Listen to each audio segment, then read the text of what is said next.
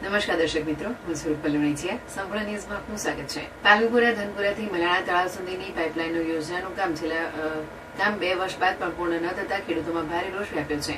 આ મુદ્દે કિસાન સંઘના આગેવાનો અને ખેડૂતો દ્વારા બનાસકાંઠા જિલ્લા કલેક્ટર કચેરી ખાતે આવેદનપત્ર પાઠવી તાત્કાલિક કામગીરી પૂર્ણ કરવાની માંગ કરવામાં આવી છે. વર્ષ 2022 દરમિયાન મલાણા તળાવ ભરવાની માંગ સાથે ખેડૂતો અને સ્થાનિક લોકો દ્વારા વિશાળ આંદોલન કરવામાં આવ્યું હતું. ત્યારબાદ રાજ્ય સરકારે ધનપુરાથી મલાણા તળાવ સુધી પાણી પહોંચાડવા માટે આશરે ₹100 કરોડની પાઇપલાઇન યોજના મંજૂર કરી હતી અને 2 વર્ષમાં કામ પૂર્ણ કરવાની ખાતરી આપી હતી. જો કે નિર્ધારિત સમયગાળો પૂર્ણ થતા આ યોજના હજુ અધૂરી છે. ખેડૂતોનો આક્ષેપ છે કે કામગીરી સંભાળતી એજન્સીઓની બેદરકારી અને ધીમી ગતિના કારણે પ્રોજેક્ટ લટકી ગયો છે. પરિણામે પૂર્વ પટ્ટાના ખેડૂતોને સિંચાઈ માટે પૂરતું પાણી મળતું નથી અને દર વર્ષે ખેતીને નુકસાન ભોગવવું પડે છે. કિસાન સંઘના આગેવાન માવજી લોહે જણાવ્યું હતું કે પાલનપુરનો પૂર્વ વિસ્તાર ઊંચાણવાળો અને પાણીની ગંભીર અછત ધરાવતો વિસ્તાર છે. ખેડૂતોની લાંબા સમયથી ચાલી રહેલી માંગને પગલે સરકારે યોજના મંજૂર કરી હતી, પરંતુ એજન્સીઓની આળસના કારણે કામ પૂર્ણ થઈ શક્યું નથી.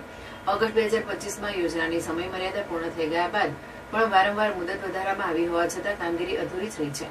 ખેડૂત આગેવાનોએ ચેતવણી આપી છે કે જો તાત્કાલિક ધોરણે પાઇપલાઇનનું કામ પૂર્ણ નહીં કરવામાં આવે તો ખેડૂતોને ફરી નુકસાન ભોગવવાનો વારો આવશે. આવી સ્થિતિમાં ખેડૂતો દ્વારા ઉગ્ર આંદોલન શરૂ કરવામાં આવશે, જેના માટે સરકાર સાથે સંબંધિત તંત્ર જવાબદાર રહેશે. ખેડૂતોની માંગ છે કે સિંચાઈ માટે પાણીની ઉપલબ્ધતા સુનિશ્ચિત કરવા ધનપુરા મલાણા પાઇપલાઇન યોજના યુદ્ધના ધોરણે પૂર્ણ કરવામાં આવે અને કામગીરીમાં વિલંબ માટે જવાબદાર એજન્સીઓ સામે કાર્યવાહી કરવામાં આવે.